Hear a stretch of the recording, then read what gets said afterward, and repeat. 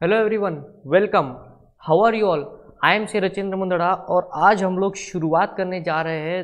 एक थोड़ा सा हट के सब्जेक्ट है आपके सीए इंटरमीडिएट के सिलेबस में, that is enterprise information system. जी हाँ, EIS and SM। SM stands for strategic management. So EIS and SM ये दोनों ही सब्जेक्ट मैं आपको पढ़ाने वाला हूँ, राइट गाइज? तो आज का जो लेक्चर है that is the introductory part, जहाँ पे मैं आपको बताऊंगा कि क्या क्या आपके सिलेबस में है। बहुत सारी अमेंडमेंट्स ICI ने आपके EIS के सिलेबस में भी दे दी हुई है। सी बीइंग अ टेक्निकल सब्जेक्ट, मतलब मैं थोड़ा सा एक ब्रीफ इंट्रोडक्शन आपको सब्जेक्ट का मैं करवा देता हूँ ताकि आपको पता चले इस सब्जेक्ट में क्या क्या चीज़ें आने वाली है।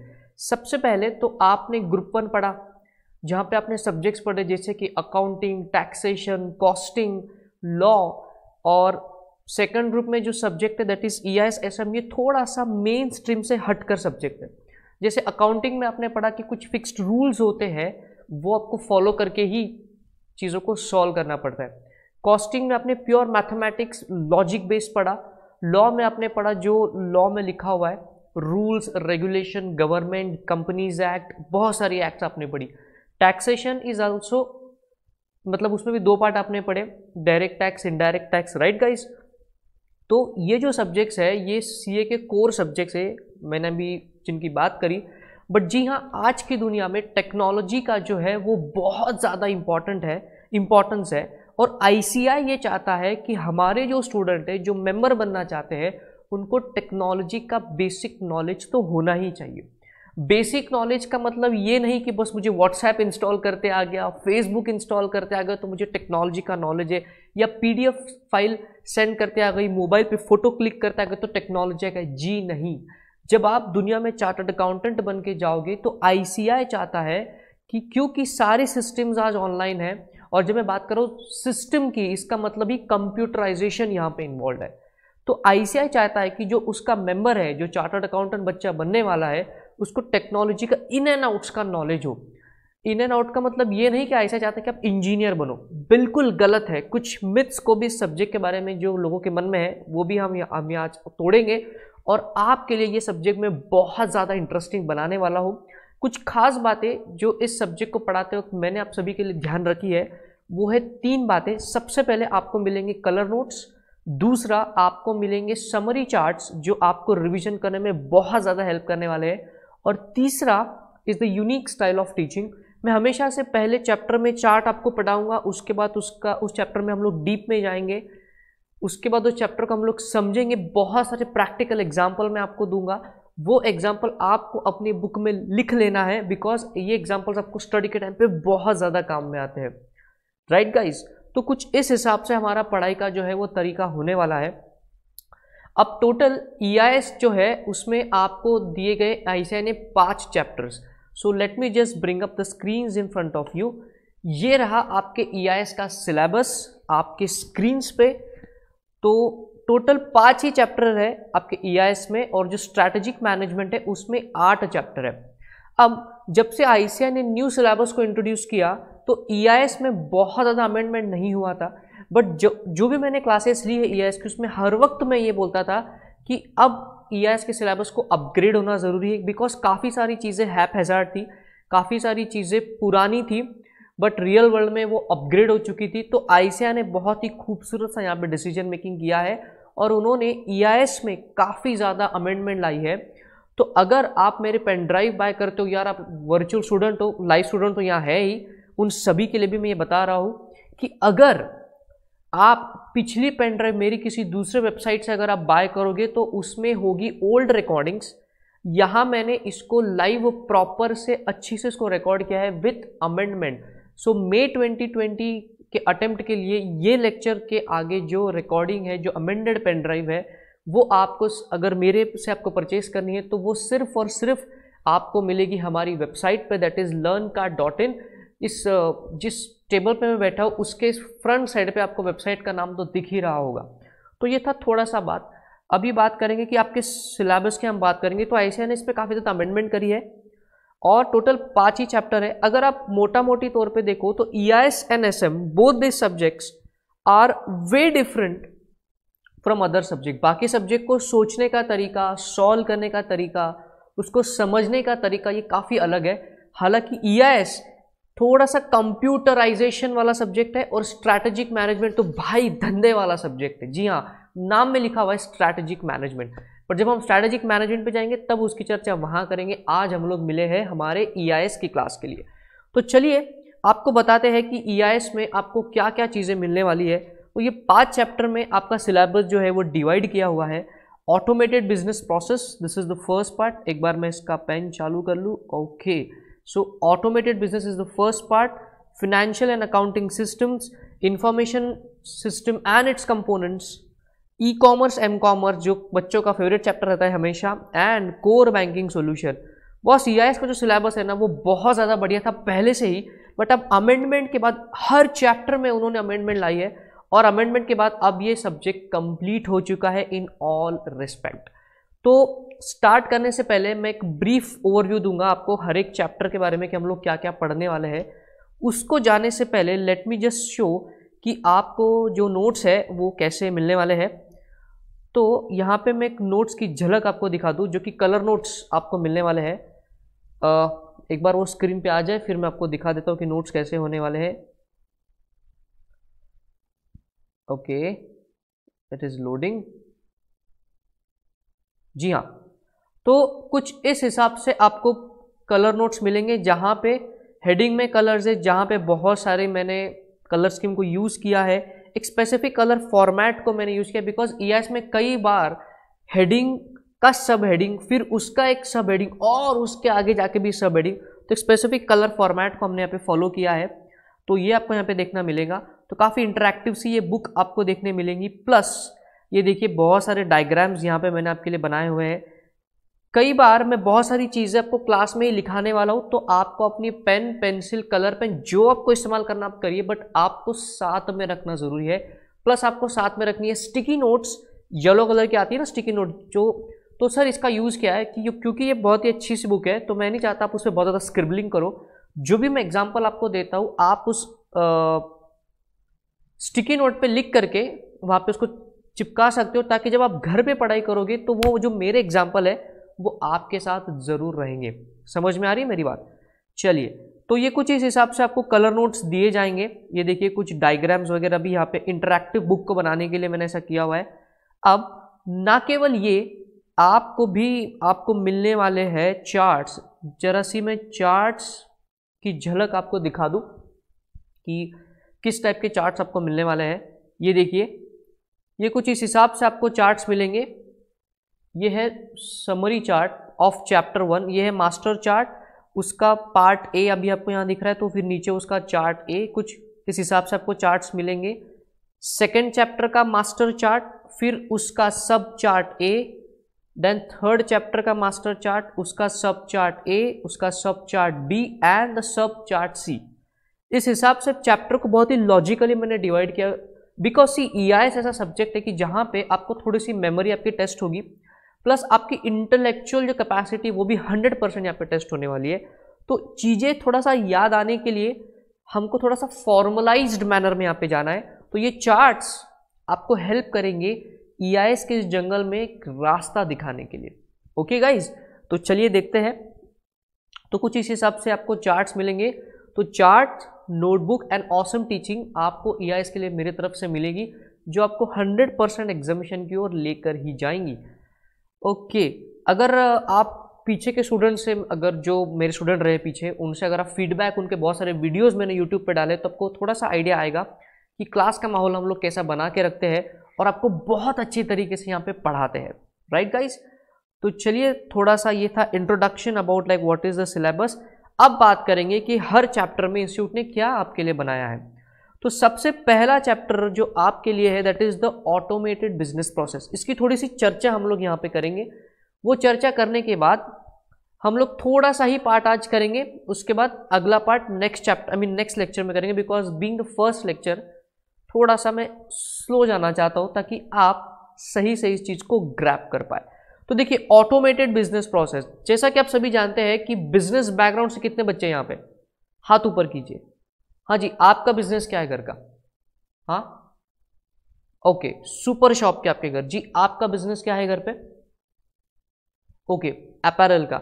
इट मीन्स लगभग सभी बच्चों को ये पता है कि बिजनेस क्या होता है। जैसे आप किसी चाय स्टॉल पर जाते हो, वो एक बिजनेस है। आपने रिलायंस जियो का आपने कनेक्शन लिया, वो एक बिजनेस है। तो बहुत टाइप के बिजनेसेस होते हैं। अब इंपॉर्टेंट जो क्वेश्चन आता है वो ये है कि सर प्रोसेस क्या होती है। प्रोसेस सिंपल टर्म्स में वो चीज है, किसी भी चीज को करने का तरीका इज प्रोसेस। जैसे आपने सीए इंटरमीडिएट में आईसीआई के लिए आपने एडमिशन लिया, क्या आईसीआई के में एडमिशन लेना एक प्रोसेस है? Answer is yes. So ICI लेने, आई मीन नॉट आईसीआई लेने के लिए, एडमिशन लेने के लिए कुछ आपने प्रोसीजर को फॉलो किया रहेगा। आपने फॉर्म फिलअप किया रहेगा, आपने आईसीआई को पेमेंट किया होगा, फिर आपको एक रजिस्ट्रेशन लेटर आया होगा, एंड सो ऑन, राइट। तो ये होती है एडमिशन की प्रोसेस। चलिए कुछ और बात करेंगे। आपने अपने स्कूल कॉलेजेस में भी एडमिशन की प्रोसेस करी होगी। जैसे नॉर्मली जब 10th स्टैंडर्ड में बच्चा पास हो जाता है बहुत ज़्यादा मार्क्स ले करके, तो काफ़ी सारे कॉलेजेस में जाके आप एप्लीकेशन देते हो। तो फिर वहाँ पे प्रोसेस क्या होती है? आपको पहले एक छोटा सा फॉर्म फिलअप करना पड़ता है, फिर वहाँ पे एक लिस्ट लगती है, लिस्ट नंबर 1 2 3, उसमें फिर आपका नंबर लगता है, फिर आप लाइनों में खड़े रह करके जो है बैंकों में वहाँ पे आप जाके एडमिशन्स लेते हो। उसके बाद आपको एक आई कार्ड दिया जाता है।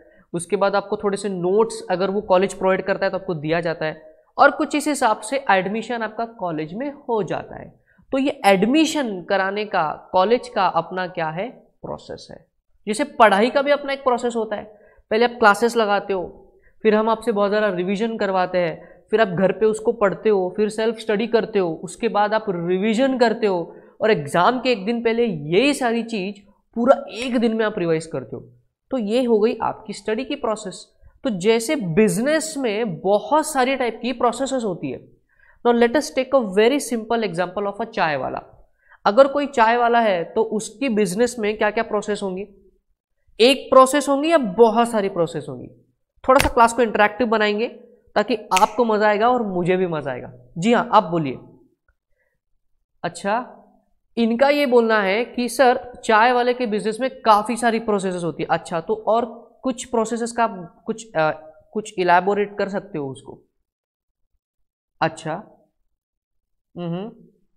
Okay, anybody else who would like to say anything? Okay, so जो वर्चुअल स्टूडेंट अभी देख रहे, यहां से मुझे लाइव क्लास से आंसर मिली है कि सर चाय बनाना इज अ प्रोसेस, परचेसिंग करना इज अ प्रोसेस। इवन चाय बनाने में बहुत सारी छोटी छोटी प्रोसेसेस है। जैसे पहले आप पानी डालोगे, उसके बाद आप उसमें चीनी डालोगे, उसके बाद में आप उसमें चाय पाउडर डालोगे, दूध वगैरह डाल के घोल करके आप उसको पियोगे। सी, चाय बनाने की क्लास नहीं चल रही है, मैं इतना डिटेलिंग में आपको बता रहा हूँ बिकॉज मैं आपको ये समझाना चाहता हूँ कि प्रोसेस क्या होता है। तो अगर हम बिजनेस की बात करें, तो हम चाय के बिजनेस की बात करें तो चाय बनाना is a process, raw material को परचेज करना इज अ प्रोसेस, चीनी परचेस करना, बर्तन परचेस करना, गैस को परचेस करना, अलग अलग अलग प्रोसेसेस है। करेक्ट, और करेक्ट, चाय बनने तक ही प्रोसेस खत्म नहीं होती, वो कस्टमर को सर्व करना इज अ प्रोसेस, कस्टमर से पैसा लेना इज अ प्रोसेस, अपने बुक्स ऑफ अकाउंट मेंटेन करना इज अ प्रोसेस। करेक्ट। तो अगर आप चाय के बिजनेस को देखो तो भले ही वो बिजनेस छोटा है पर उसमें नंबर ऑफ प्रोसेसेस कितनी है। तो इमेजिन करो बड़ी IT companies and also non IT companies कितनी सारी प्रोसेसेस होती होंगी। इमेजिन करो रिलायंस जियो को कितनी सारी प्रोसेसेस है, कस्टमर को सिम कार्ड इशू करना, फिर उसको इंटरनेट की सर्विस प्रोवाइड करना, हर महीने जब उसकी एक्सपायरी डेट आती है उसके प्लान की, उसको मैसेज जाता है, वो रिचार्ज करता है, रिचार्ज का पैसा जियो के पास आता है, जियो अपने बुक्स ऑफ अकाउंट में उसको रखता है। तो every business is nothing but a bundle of processes, every business is nothing but a bundle of processes. But हम लोग डिजिटल एज में है, हम लोग किसमें है? डिजिटल एज में। तो पहले के जमाने में 99% प्रोसेसेस बिजनेस की कैसे होती थी? मैन्युअल। कैसे होती थी? मैन्युअल। बट क्योंकि हम लोग डिजिटल एज में हैं तो बिजनेस की अब ज्यादातर, not 99% but majority of the processes कैसी होती है? ऑटोमेटेड होती है। सर ऑटोमेटेड प्रोसेस का मतलब क्या होता है? इंसान के इंटरवेंशन को निकाल करके मशीन को वहां पे फिट करना ताकि जो काम इंसान कर रहा था वही काम मशीन अब करे। इसको क्या बोलेंगे हम? ऑटोमेशन। इसी को क्या बोलेंगे? ऑटोमेशन। जैसे आप सभी ने बहुत ज़्यादा यूट्यूब पे वीडियोस देखे होंगे कि कैसे गाड़ी बनती है, कैसे मोबाइल बनता है, क्या लगता है आपको गाड़ी, let us take an example of Tata Motors, क्या लगता है आपको कि रतन टाटा बैठ के वहां पे स्क्रू फिट करते हैं क्या रोज फैक्ट्री में? बिल्कुल नहीं। वहां पे असेंबली लाइन होती है, रोबोट्स होते हैं, वो गाड़ियां बनाते हैं। और नो डाउट फैक्ट्री में लोग होते हैं, बट वो लोग होते हैं सिर्फ वहां पे ये देखने के लिए कि क्या रोबोट सही से कार बना रहा है या नहीं बना रहा है। तो गाड़ी बनाने की जो प्रोसेस पहले मैनुअल थी, आज वो प्रोसेस कैसी है? ऑटोमेटेड। आज वो प्रोसेस कैसी है? ऑटोमेटेड। तो बस इसी टाइप की जो ऑटोमेशन वाली जो प्रोसेसेस है, उसके रिलेटेड का नॉलेज आपको इस चैप्टर में मिलेगा। नाम क्या है इस चैप्टर का? Automated business process. हमने अभी तक सिलेबस की शुरुआत नहीं करी है, मैं सिर्फ एक ब्रीफ इंट्रोडक्शन आपको दे रहा हूं कि हर चैप्टर में हमको क्या देखना है, राइट? ओके। प्लस हमको ऑटोमेटेड बिजनेस प्रोसेसेस में बहुत सारे टाइप के टर्म्स को देखना है, जैसे हमको फ्लो चार्ट को देखना है, कुछ हम कंपनीज एक्ट की यहाँ पे बात करेंगे, उसके बाद हम रिस्क की बात करेंगे, रिस्क क्या होती है, कैसे होती है, वो चीज़ मैं आपको बताऊंगा आज की क्लास में उसको कवर करेंगे। तो मोटा मोटी तौर पे ये है आपका चैप्टर नंबर 1। अब आगे बढ़ेंगे, chapter number 2 that is financial and accounting system. ये है आपका chapter number 2, financial and accounting systems. तो भैया अकाउंटिंग तो आपके खून में है, आप कॉमर्स के बैकग्राउंड से हो। यहाँ पे कितने स्टूडेंट जो साइंस के बैकग्राउंड से, प्लीज रेज योर हैंड। अच्छा, कुछ लोग हैं यहाँ पे जो साइंस के बैकग्राउंड से है, okay, no doubt, a background of uploads for all of them. But कोई बात नहीं, मोटा मोटी तौर पे आप सेकेंड ग्रुप की क्लास कर रहे हो, और मेरे वर्चुअल स्टूडेंट को मैं कह रहा हूँ क्योंकि आप सेकेंड ग्रुप की क्लास कर रहे हो, इसका मतलब ही आपने अकाउंटिंग को पढ़ा हुआ है। तो अकाउंटिंग तो आपको पता है कि कैसे होती है, book keeping and accountancy, debit credit, फलाना ढिमकाना, बैलेंस शीट पे एंड सारी चीजें। अब वो जो एंट्रीज आपने पास करी, जैसे आपने कंपनीज अकाउंट सीखा, बहुत सारी एंट्रीज आपने पास करी, डिबेंचर का अकाउंटिंग सीखा, बहुत ज्यादा एंट्रीज आपने पास करी, आपकी bank reconciliation statement, single entry system, कई सारी एंट्रीज आपने पास करी 11th 12th स्टैंडर्ड से लेकर के तो आईपीसीसी इंटर अभी तक। बट मैं एक बात आपको बता दूं, इन द रियल वर्ल्ड आउटसाइड, जो बाहर की दुनिया है ना, वहां पे इतनी ज्यादा मैनुअल एंट्रीज कोई नहीं पास करता। जैसे फाइनल अकाउंट्स आप सभी ने पढ़ा हुआ है, opening stock, closing stock, debtor का एडजस्टमेंट, बैड डेट का adjustment, depreciation calculation, debtor, creditor, miscellaneous expenditure to the extent not written off, ये सारी चीजें, ये सारा आप मैनुअल करते हो या किसी मशीन का इस्तेमाल करते हो? Don't say me calculator, calculator बहुत बेसिक मशीन है। मैं बात कर रहा हूं आप अकाउंटिंग खुद करते हो या कोई मशीन करती है वहां पे? सर आप क्या बात कर रहे हो, मतलब एग्जामिनेशन में तो भाई अकाउंटिंग हमको ही करनी पड़ती है, आपको इंस्टीट्यूट मैनुअल अकाउंटिंग करवाता है। बट बिलीव मी, सीए बनते बनते जो मैनुअल एंट्रीज आप पास करने वाले हो ना, इन योर फाउंडेशन आपने सीखा है, इंटर के ग्रुप 1 में आपने कर चुके हो, फाइनल में भी आप पास करोगे, तो जितनी जिंदगी में आप मैनुअल एंट्रीज अभी करने वाले हो, सीए बनने के बाद उतनी मैनुअल एंट्रीज करनी ही नहीं है। एंट्री करने के लिए सॉफ्टवेयर आपके पास मौजूद है। कुछ पॉपुलर सॉफ्टवेयर के नाम मैं आपको बताना चाहूंगा, जैसे टैली इंडिया का बेस्ट अकाउंटिंग सॉफ्टवेयर है, QuickBooks is one of a good cloud accounting software, ProfitBooks is also one of a very best cloud accounting software. तो in the real world accounting जो है वो manual नहीं होती, वहां पे कोई अकाउंटेंट बैठ के डेबिट क्रेडिट की एंट्रीज नहीं कर रहा बुक्स में, वो सिर्फ कंप्यूटर पे बैठ के एंट्रीज करता है।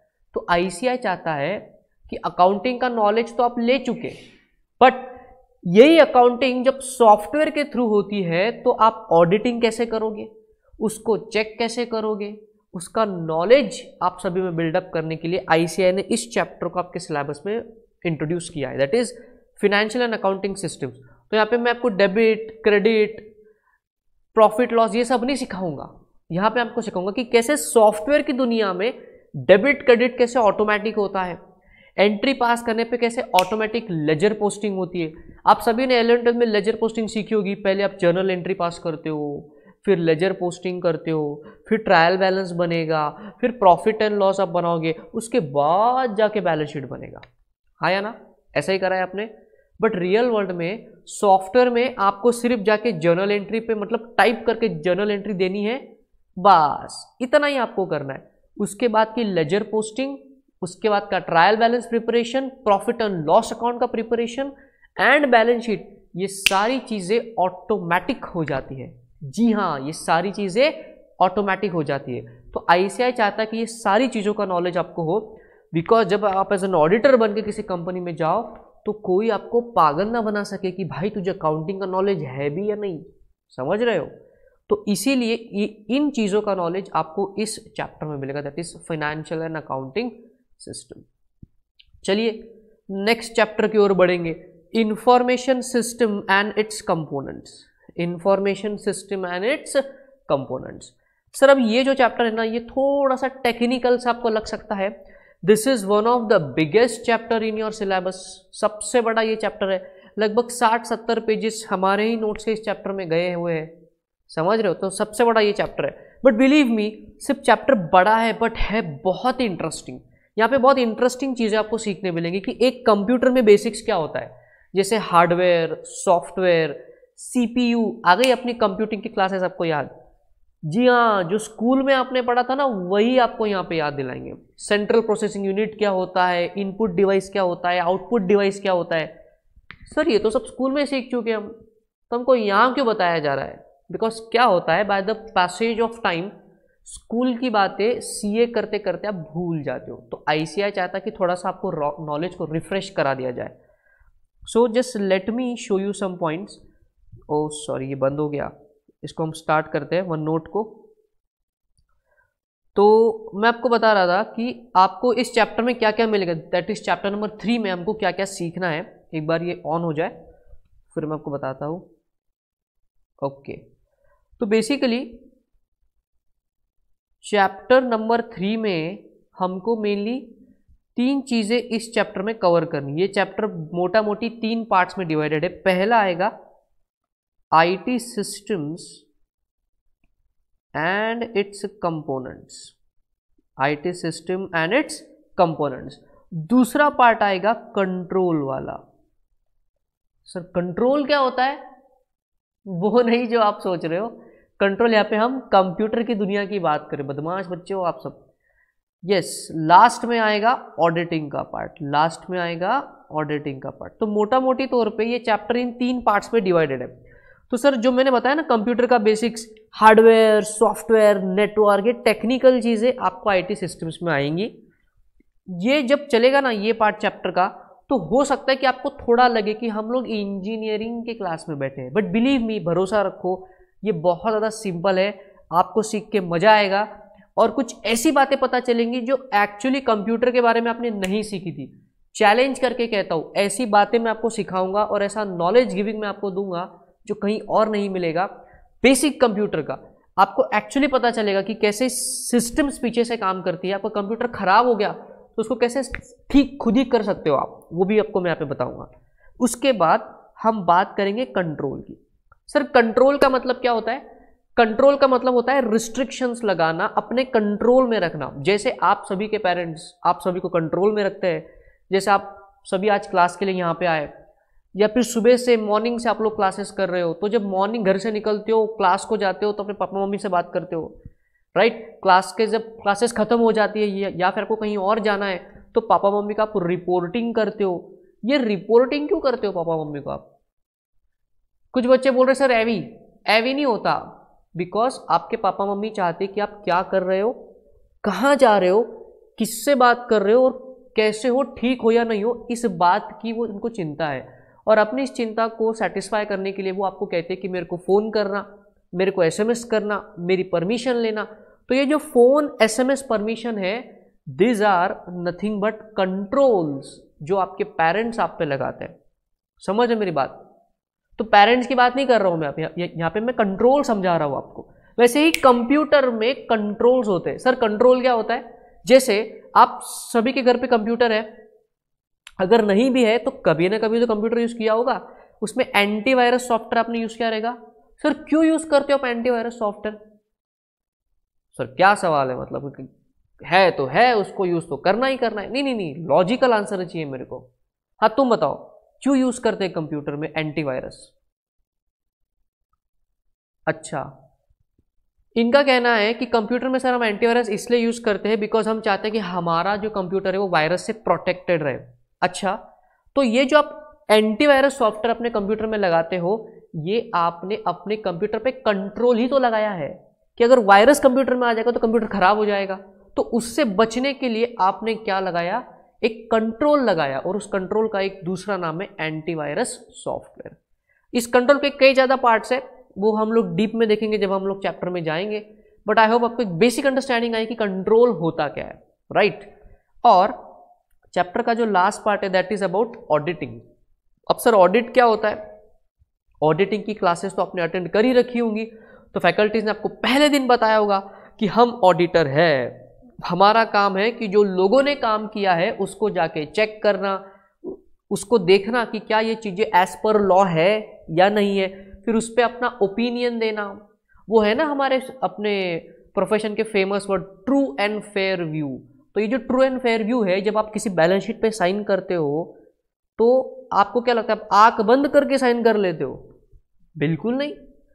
एक बच्चा यहाँ पे बोल रहा है सर मेरे को अपने दोस्त पे भरोसा नहीं है, तो वो बैलेंस शीट लाएंगे तो तुम कैसे साइन करोगे? चेक तो करते हो ना, हाँ या ना? जब आप अपने दोस्त को अपनी बुक देते हो, वो वापस आपको देता है, भले ही दोस्त है, बट क्या आप चेकिंग करते हो या नहीं करते हो? करते हो ना। तो चेकिंग सर क्यों करते हो? बिकॉज यू नो कि क्या सही है, क्या गलत है, क्या होना चाहिए, क्या नहीं होना चाहिए। ये सारी बातें is nothing but auditing, is nothing but auditing. तो ऑडिटिंग का जो डीप नॉलेज है वो आपको ऑडिटिंग के सिलेबस में मिलने ही वाला है। तो सर फिर ऑडिटिंग को यहाँ पे क्यों दिया हुआ है? $1 मिलियन क्वेश्चन। ऑडिटिंग को यहाँ पे दिया हुआ है बिकॉज मैन्युअल ऑडिटिंग का जमाना चला गया। अब जब accounting and everything is into systems, is by the use of computers, तो आईसीआई चाहता है कि मैन्युअल वर्ल्ड का नॉलेज तो आपको ऑडिटिंग सब्जेक्ट में आएगा, बट जो कंप्यूटर वाला ऑडिट है, जो सिस्टम ऑडिट हम जिसको कहते हैं, let us take an example कि आप किसी बैंक के ऑडिट पे जाते हो। Let us take example of state bank of India, the biggest bank in India.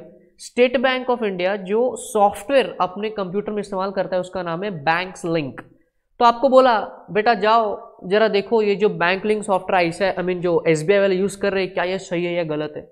Sir कैसे चेक करोगे आप? सर कुछ नहीं, हमने सॉफ्टवेयर को ऑन किया, कंप्यूटर ऑन हो गया, काम हो गया, सॉफ्टवेयर बंद हो गया। ये हो गई लॉलीपॉप बातें, ये हो गई लॉलीपॉप बातें।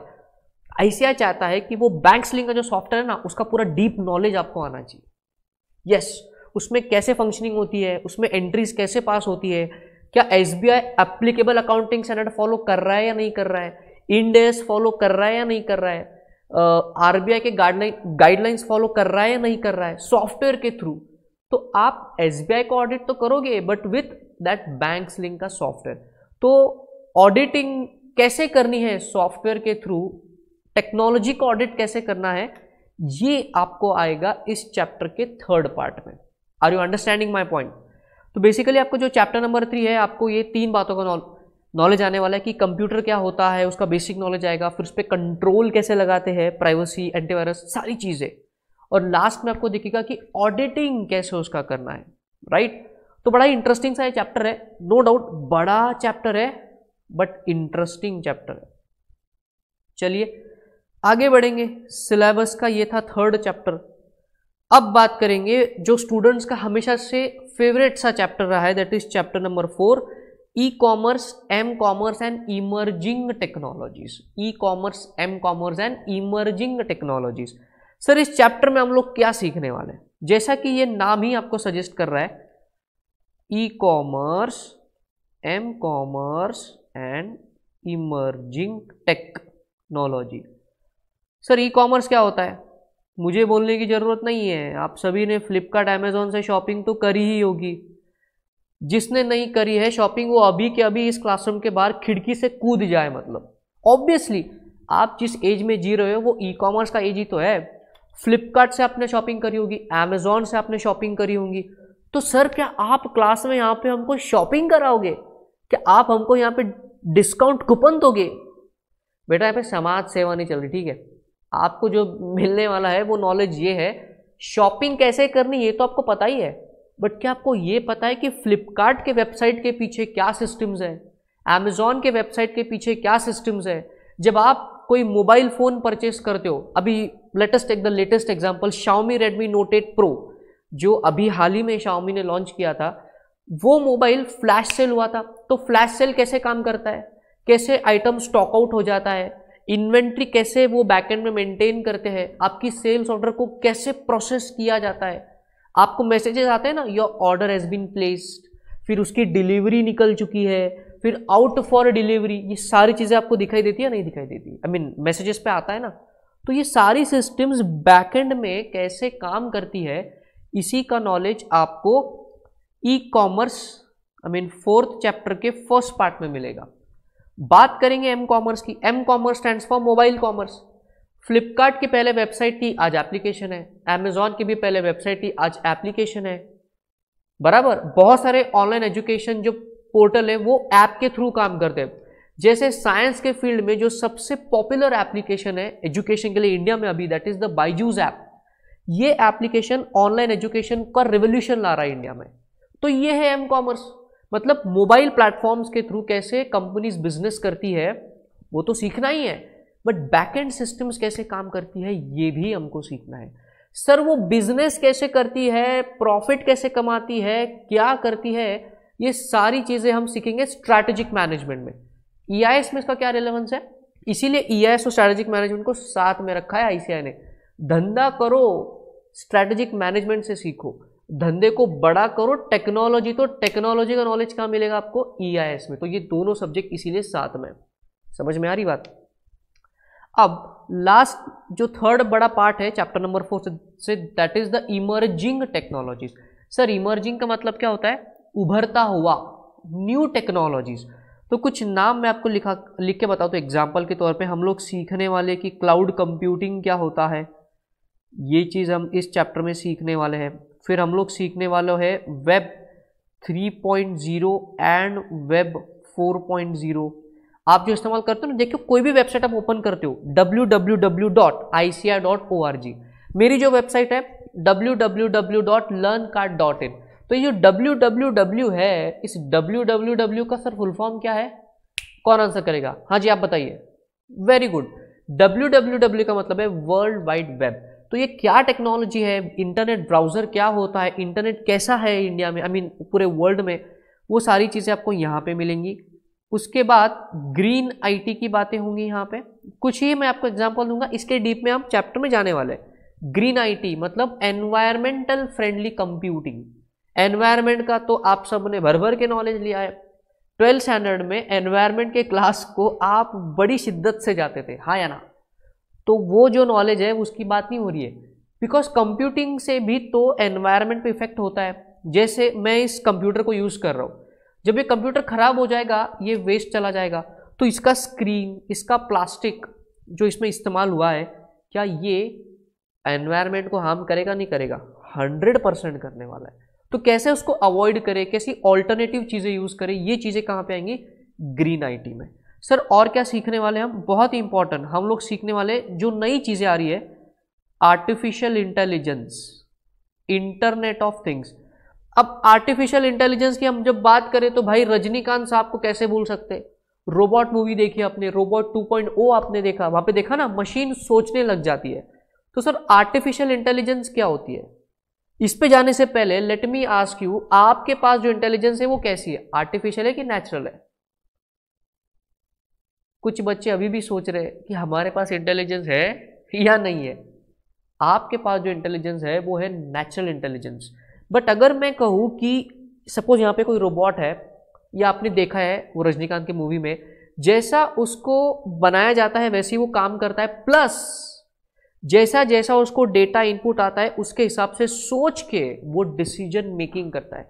This is nothing but artificial intelligence. Simple भाषा में किसी भी मशीन में ह्यूमंस की तरह सोचने की कैपेबिलिटी को इंक्लूड करना, इसको हम कहते हैं आर्टिफिशियल इंटेलिजेंस। तो ये कैसा होता है, क्या होता है, इसके क्या एप्लीकेशन एरियाज है, ये सारी चीज़ें हम इस चैप्टर में सीखने वाले। इस चैप्टर का जो एक एग्जांपल लेते हो, फिर हम लोग नेक्स्ट चैप्टर पे बढ़ेंगे। आईओटी, आईओटी का मतलब है internet of things. Sir internet का तो नाम सुना है, इंटरनेट ऑफ थिंग्स क्या होता है?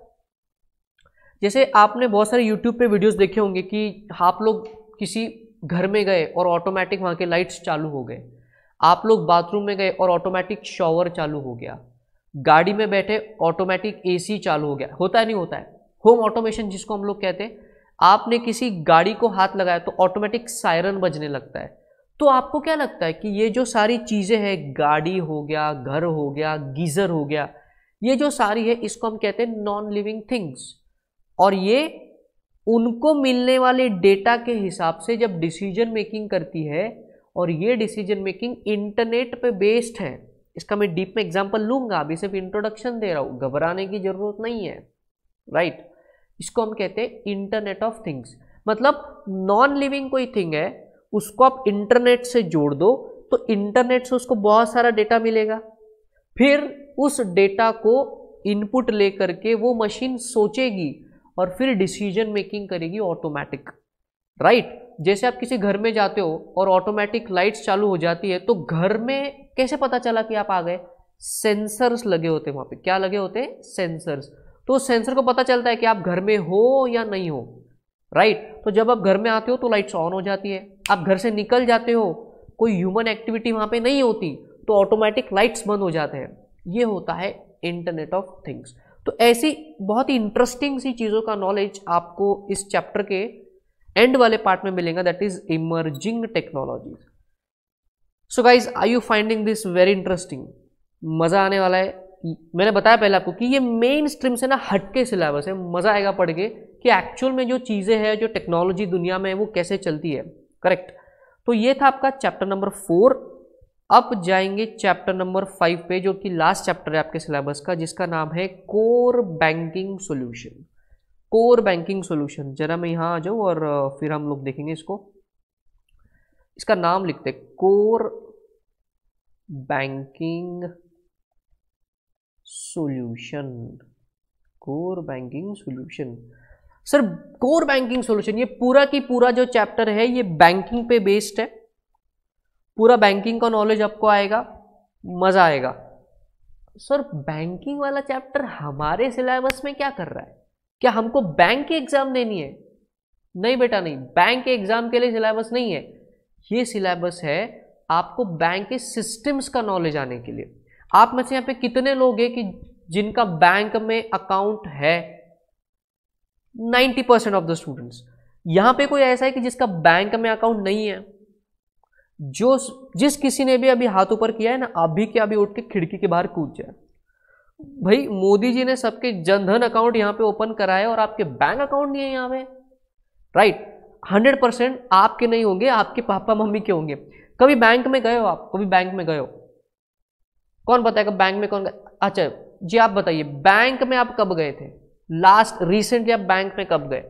अच्छा, लास्ट मंथ। ओके, तो किस काम के रिलेटेड आप बैंक में गए थे? जरा बताएंगे, जनता जानना चाहती है यहाँ पे।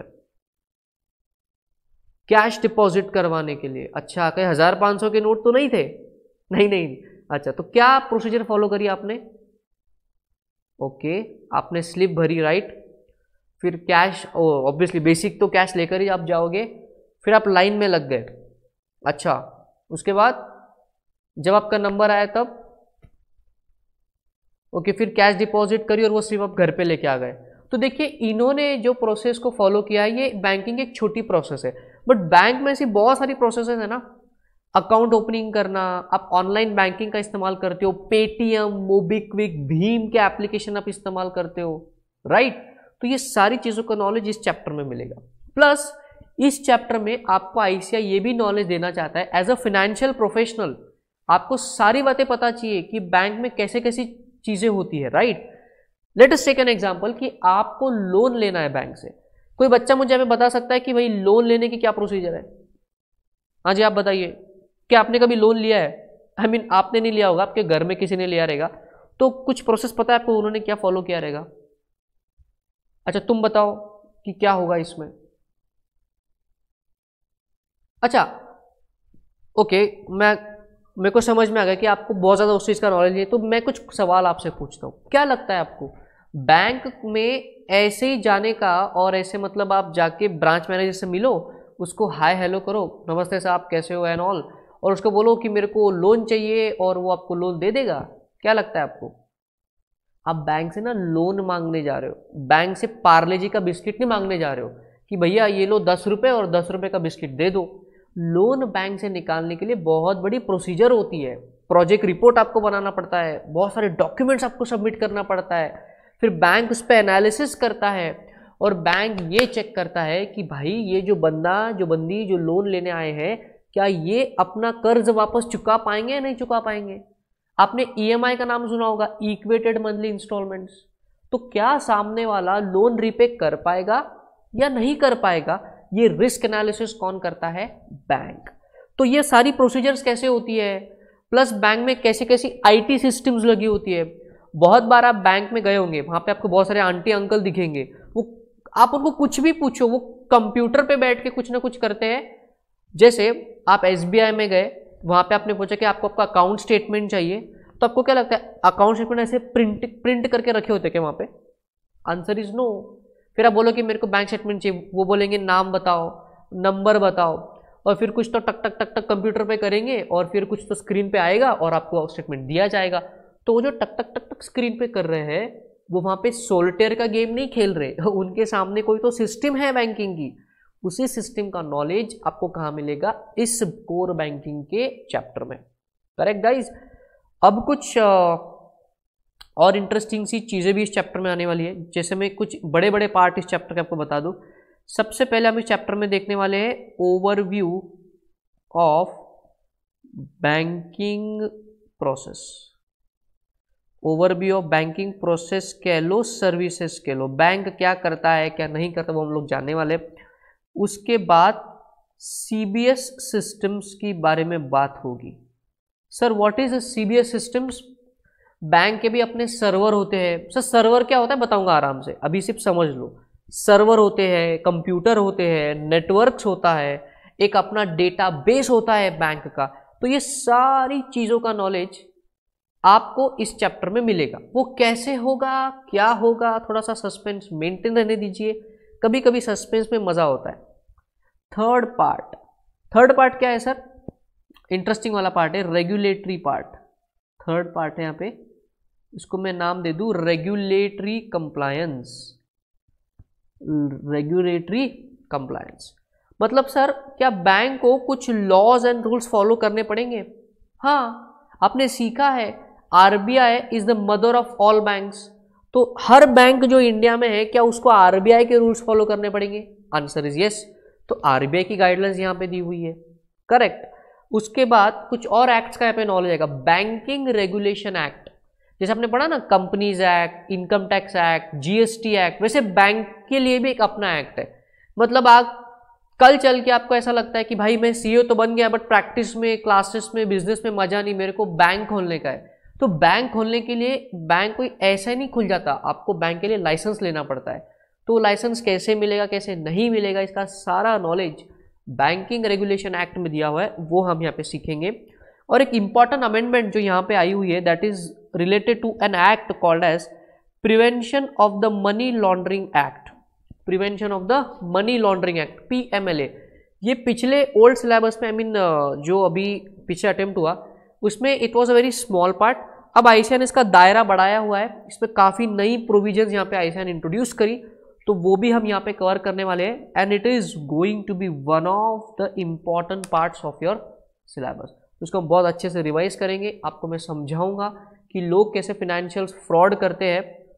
उसके बाद एज एन ऑडिटर आपको क्या करना चाहिए, बैंकिंग चैनल्स के थ्रू कैसे फ्रॉड होते हैं, आपको उसको कैसे पकड़ना है, क्या रूल्स है, क्या रेगुलेशन है, ये सारी चीज़ों का नॉलेज आपको इस रेगुलेटरी पार्ट में आएगा। प्लस कुछ छोटी मोटी एक्ट है जिसका भी नॉलेज आपको यहाँ पे आएगा। एक और एक्ट जो बहुत ही खूबसूरत है और जो वन ऑफ द मेरी फेवरेट रही है that is IT act, information technology act. हाँ, इंफॉर्मेशन टेक्नोलॉजी के लिए भी गवर्नमेंट ऑफ इंडिया ने एक एक्ट पास किया हुआ है, पता है आपको? बिल्कुल। जैसे अभी रिसेंट में सिटीजनशिप को लेके जो बिल वगैरह पास हो रहा है, कंपनीज एक्ट आपने पढ़ा, वैसे इंफॉर्मेशन टेक्नोलॉजी के रिलेटेड एक्ट है। तो सर इस एक्ट में हमको क्या सीखने मिलेगा? मैं कुछ एग्जांपल आपको दे दूं। इस एक्ट में ये बताया जाएगा कि कंप्यूटर का मीनिंग क्या है, नेटवर्क का मीनिंग क्या है। अगर आप किसी को ईमेल करते हो, राइट, आप किसी को ईमेल करते हो, उससे आपने कॉन्ट्रैक्ट कर लिया, अब दोनों के बीच में झगड़ा हो गया, फिर आपका मुकदमा चलेगा कोर्ट में। कोर्ट में आप बोलोगे कि सर मैंने इसको ऑफर दिया था, इसने एक्सेप्टेंस दिया, ये मेल के थ्रू हुआ। बट ये जो ईमेल है, क्या ये प्रॉपर एविडेंस है in the court of law? IT act आने के पहले it was not an evidence in the court of law, but आज क्योंकि आईटी एक्ट एप्लीकेबल है इंडिया में, इलेक्ट्रॉनिक चीजों से हुआ communication is an official legal evidence even in the court of law. तो कुछ इस हिसाब के जो बेनिफिट है, एक शॉर्ट में मैंने आपको बताया, वो आपको कहां सीखने मिलेगा? आईटी एक्ट में। आ रहा है समझ में? Are you getting my point? Right. तो चलिए जी, आपको ले जाते हैं। तो ये रहे वो 5 चैप्टर जो आपके सिलेबस के हैं, जो है automated business process, financial and accounting systems, information system and its components, e commerce, m commerce and emerging technologies, और लास्ट में आपको दिख रहा है core banking solution. Correct guys? क्योंकि आज पहला दिन है तो मैं एक छोटे से कॉन्सेप्ट से हम लोग छोटी मोटी 2 कॉन्सेप्ट करेंगे and then will end for today. Right, will end for today. तो सिलेबस स्टार्ट करने से पहले कुछ बेसिक चीज़ों का आपको नॉलेज होना चाहिए। Now let us understand the definition of system. Let us understand the definition of system. System का डेफिनेशन क्या है सर? कोई बता सकता है? मैं बताता हूं, आराम से अपने आप को संभालो, आराम से रहो। देखो, सिस्टम का डेफिनेशन को हम 3 पार्ट में डिवाइड करेंगे। सिस्टम का मतलब होता है small small components, small components, ये फर्स्ट पार्ट, ठीक है। दूसरा, working together, this is the second part. Third part, to achieve a common goal, to achieve a common goal। जहां कहीं भी आपको ये 3 चीजें दिख जाए वो चीज होगी सिस्टम। एग्जाम्पल दूंगा, बात समझ में आएगी। Let us take an example of this mouse. ठीक है, ये माउस आप सभी को दिख रहा है यहाँ पे।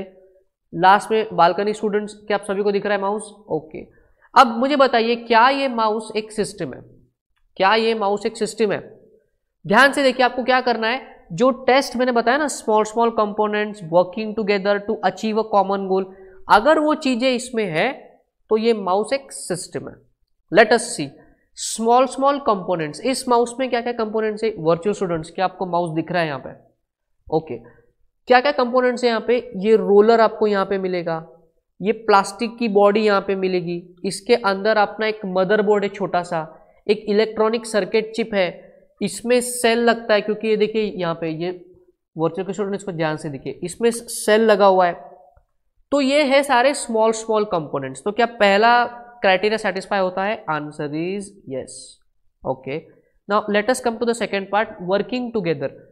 क्या ये माउस में जो प्लास्टिक लगा है, जो रोलर लगा है, जो यहाँ पे रेड लाइट अगर आपको दिख रहा होगा तो यहाँ पे देखिए आराम से, ये रेड लाइट जो आपको दिख रहा है, और ये जो सेल है, क्या ये साथ में काम कर रहे हैं? क्या मदरबोर्ड जो अंदर लगा है वो साथ में काम कर रहा है?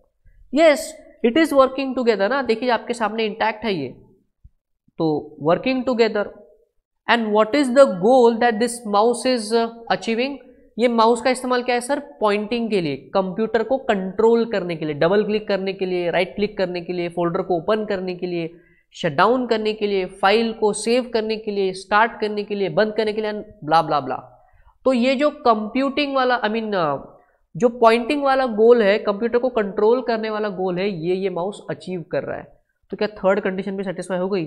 Answer is yes. तो we can safely say that this mouse is a system. Another example, अब जैसे ये पेन है जिससे कि मैं अपने लैपटॉप पे लिख रहा हूं, दिख रहा है सभी को पेन? वर्चुअल स्टूडेंट्स के आपको दिख रहा है, ये देखिए आराम से इसको, ये पेन है। अब मुझे बताइए, क्या इस पेन में पहली कंडीशन है अपनी, स्मॉल कंपोनेंट्स है क्या? हाँ, इसमें प्लास्टिक है, रेड कलर है, यहाँ पे जरा देखिए आराम से इसको, रेड कलर है, यहाँ पे इसकी निप है, यहाँ पे कुछ प्रेस करने के लिए बटन है। तो small components, whether they are working together, क्या साथ में काम कर रहे हैं? बड़ी प्यार से साथ में काम कर रहे हैं। Answer is yes. तो working together. And whether they are achieving a goal, क्या गोल अचीव कर रहे हैं? मैं इसे लिख पा रहा हूं, ऐसे लिखूं, खड़े लेके लिखूं, सो के लिखूं, कैसे भी लिखूं, क्या मैं इसे लिख पा रहा हूं? ये देखिए, इस पेन से मैं स्क्रीन पे लिख पा रहा हूं, ओके। तो writing is the goal that this pen is achieving. तो small small components working together to achieve goal, ये पेन क्या है, सिस्टम है। आई नो, आई मीन क्या आपको समझ में आ रहा है मैं धीरे धीरे क्या समझाने की कोशिश कर रहा हूं। चलिए आप सभी का एग्जाम्पल लेते हैं। आप अपने बॉडी के पास देखिए, एनीबॉडी नहीं, अपनी बॉडी, अपनी इस बॉडी के पास देखिए, क्या लगता है आपको, क्या आपकी बॉडी एक सिस्टम है? अरे हाँ, यस या नो सोचने से पहले जरा देख लो, ये तीन चीजें सेटिस्फाई होती है क्या? क्या स्मॉल स्मॉल कंपोनेंट है क्या आपके बॉडी में? Eyes, ears, nose, lungs, liver, भेजा। हाँ मैं मानता हूं किसी किसी का ठिकाने पे नहीं होता, बट है ना। All small small components whether they are working together. ऐसा है क्या कि क्लास में तो आ गए सर बट आज हाथ को छुट्टी है तो लिखेगा नहीं। क्लास में तो आ गए सर बट आज ना दिमाग कह रहे भाई छुट्टी है, आज चलेगा नहीं। No, they are working together, continuously they are working together, correct. और क्या कॉमन गोल अचीव हो रहा है? सर आप जिंदा हो, यही तो सबसे बड़ा गोल है, that is living. Living is the common goal that they are achieving. तो क्या आपकी ह्यूमन बॉडी एक सिस्टम है? 100% yes, it is a system. Small small components working together to achieve a common goal. So human body is a perfect example of a system. तो अगर एक चीज समझ में आ रही होगी आप सभी को, तो इस दुनिया में जो सारी चीजें हैं, सारी की सारी, छोटी से छोटी, बड़ी से बड़ी, राइट, सब की सब क्या है, सिस्टम है। ये बेंच जिस पे आप बैठे हो वो एक सिस्टम है, ये कंप्यूटर लैपटॉप एक सिस्टम है, ये प्रोजेक्टर एक सिस्टम है, ये स्क्रीन एक सिस्टम है, ये अपना स्टूडियो एक सिस्टम है, करेक्ट। अरे आपकी अपनी ह्यूमन बॉडी एक सिस्टम है। तो anything and everything in this world is a system. तो सर हम लोग क्या सिस्टम मतलब ह्यूमन बॉडी, गॉड, ऐसी वाली बातें करेंगे क्या? नहीं। अब इसी लॉजिक से क्या कंप्यूटर भी एक सिस्टम है क्या? हाँ हाँ, इस लैपटॉप को देख लीजिए, यहाँ पे अपने अपने लैपटॉप कभी आपने देखा रहेगा, डेस्कटॉप देखा रहेगा, अपना मोबाइल फोन देखिए, जरा जेबों से निकाल के देखिए। हाँ हाँ बताइए बताइए, सभी लोग मोबाइल लेके आए क्लास में, मुझे पता है साइलेंट पे है बट लेके आए हो आप, राइट। क्या वो सिस्टम है क्या? देखो, small small components working together to achieve a common goal, yes. So even a computer is a system. तो हमारे सिलेबस में हमको सिस्टम का नॉलेज तो है, बट कौन से सिस्टम का? Computer based system. हम कौन से सीखने वाले हैं? जो कंप्यूटर के रिलेटेड जो चीजें हैं, उन सिस्टम्स का नॉलेज आपको इस सिलेबस में आएगा। I hope the concept is really really very crystal clear that what do you understand by the word system, right guys? Okay, चलिए एक छोटा सा टर्म और हम सीखेंगे आज, और फिर आज के लिए इसको एंड करेंगे। अगला टर्म जो हमको सीखना है, ये था फर्स्ट टर्म।